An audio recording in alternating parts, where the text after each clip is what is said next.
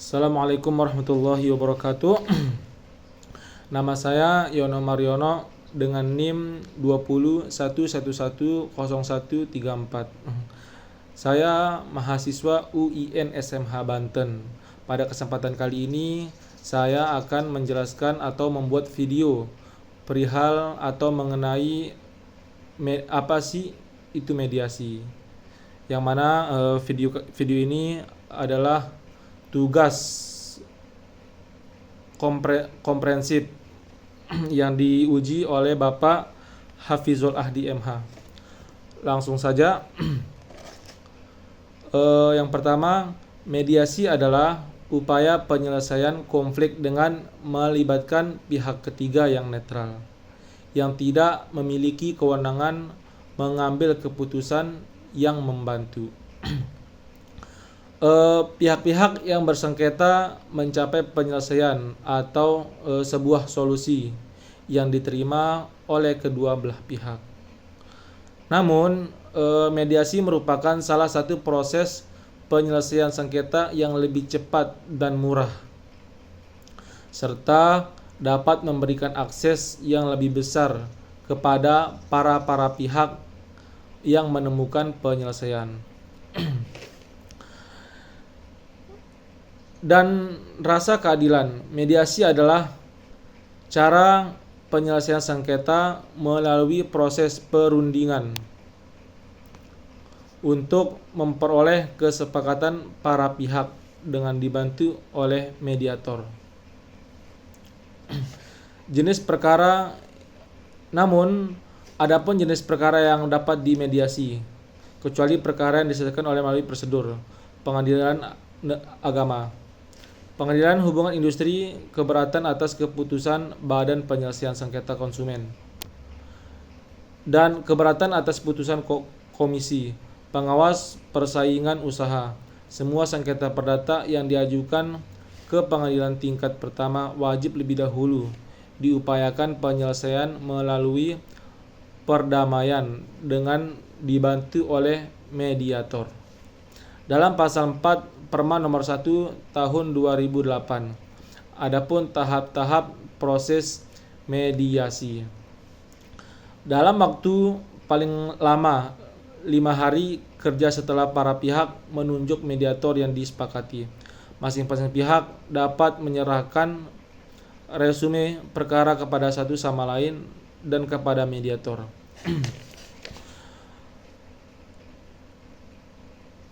Para pihak gagal memilih mediator. Masing-masing pihak dapat menyerahkan resume perkara kepada hakim mediator yang ditunjuk. Namun proses mediasi berlangsung paling lama 40 hari bekerja sejak mediator dipilih oleh para pihak atau ditunjuk oleh ketua majelis hakim. Atas dasar kesepakatan para pihak, jangka waktu mediasi dapat diperpanjang paling lama 14 hari kerja sejak berakhir 40 hari. Jika diperlukan dan atas dasar kesepakatan para pihak, mediasi dapat dilakukan secara jauh dengan menggunakan alat komunikasi. Dalam pasal 13 Perma nomor 1 tahun 2008 dalam kewenangan mediator. Namun, mediator berkewajiban menyatakan mediasi telah gagal jika salah satu pihak atau para pihak atau kuasa hukumnya telah dua kali berturut-turut tidak menghadiri pertemuan mediasi sesuai jadwal pertama mediasi yang telah disepakati atau telah 2 kali berturut-turut tidak menghadiri pertemuan mediasi tanpa alasan setelah dipanggil secara patut. Jika setelah proses mediasi berjalan, mediator memahami bahwa dalam sengketa yang sedang dimediasi melibatkan aset atau harta kekayaan atau kepentingan yang nyata-nyata berkaitan dengan pihak lain yang tidak disebutkan dalam surat gugatan, sehingga pihak lain yang berkepentingan tidak dapat menjadi salah satu pihak dalam proses bermediasi. Mediator dapat menyampaikan kepada para pihak dan hakim memeriksa bahwa perkara yang bersangkutan tidak layak untuk dimediasi dengan alasan para pihak tidak lengkap. Dalam pasal 13 Perma nomor 1 tahun 2008 yakni mediator wajib mendorong para pihak untuk menelusuri dan menggali kepentingan mereka dan mencari berbagai pilihan penyelesaian yang terbaik para pihak. Pasal 14 Perma nomor 1 tahun 2008. Jika mediasi menghasilkan kesepakatan perdamaian para pihak dan bantuan mediator, wajib merumuskan secara tertulis kesepakatan yang dicapai dan ditandatangani oleh para pihak dan mediator jika dalam proses mediasi para pihak diwakili oleh kuasa hukum. Menyatakan secara tertulis persetujuan atas kesepakatan yang dicapai. Sebelum para pihak mentandatangani kesepakatan, mediator memeriksa materi kesepakatan perdamaian untuk menghadiri ada kesepakatan yang bertanda tangan dengan hukum atau yang tidak dapat dilaksanakan atau yang memuat itikat tidak baik. Para pihak wajib menghadapi kembali kepada hakim pada hari sidang yang telah ditentukan untuk memberitahukan kesepakatan perdamaian.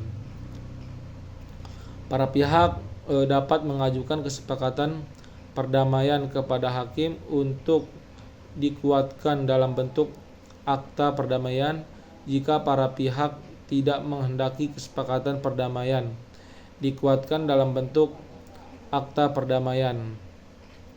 Kesepakatan perdamaian harus memuat klausul pencabut gugatan dan atau yang menyatakan perkara telah selesai. Pasal 17 Perma nomor 1 tahun 2008 tentang tugas-tugas mediator.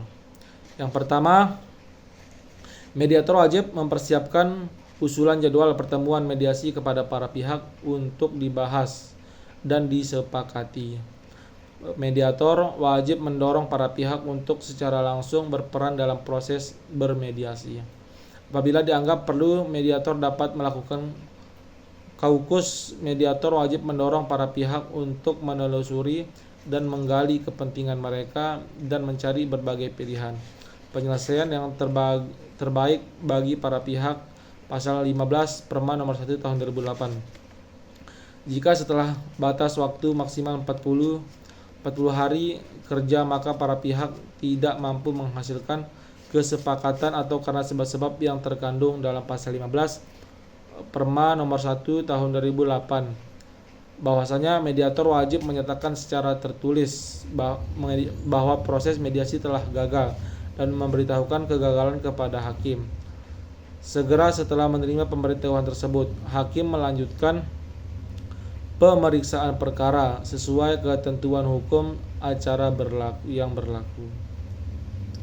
Pada tiap tahap pemeriksaan perkara, hakim memeriksa perkara tetap berwenang untuk mendorong atau mengusahakan perdamaian hingga sebelum pengucapan penutupan upaya perdamaian sebagaimana yang dimaksud di atas berlangsung paling lama 14 hari sejak hari para pihak menyampaikan keinginan berdamai kepada hakim.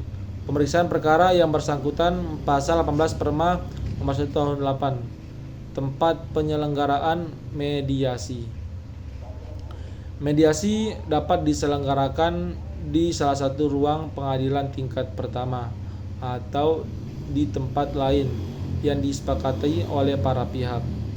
Nah, mediator hakim tidak boleh menyelenggarakan mediasi di luar pengadilan. Penyelenggaraan mediasi di salah satu ruang pengadilan tingkat pertama tidak dikenakan biaya. Dalam pasal 20 Perma nomor 1 tahun 2008 bahwasanya para pihak dengan bantuan mediator bersertifikat yang berhasil menyelesaikan sengketa di luar pengadilan dengan kesepakatan perdamaian dapat mengajukan kesepakatan perdamaian tersebut ke pengadilan yang berwenang untuk memperoleh akta perdamaian dengan cara mengajukan gugatan. Pengajuan gugatan harus disertai atau dilampiri dengan kesepakatan perdamaian dan dokumen-dokumen yang membuktikan ada hubungan hukum para pihak dengan objek sengketa.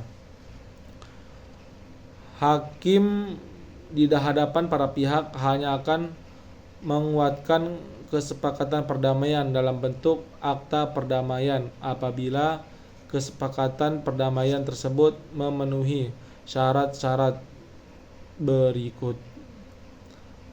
1. Sesuai kehendak para pihak. Yang kedua, tidak bertentangan dengan hukum. Yang ketiga, tidak merugikan pihak ketiga. Yang keempat, dapat dieksekusi. Yang kelima, dengan etikat baik. Pasal 23 Perma nomor 1 tahun 2008. Mungkin itu saja yang dapat saya sampaikan perihal mediasi. Kurang lebihnya saya mohon maaf. Wassalamualaikum warahmatullahi wabarakatuh.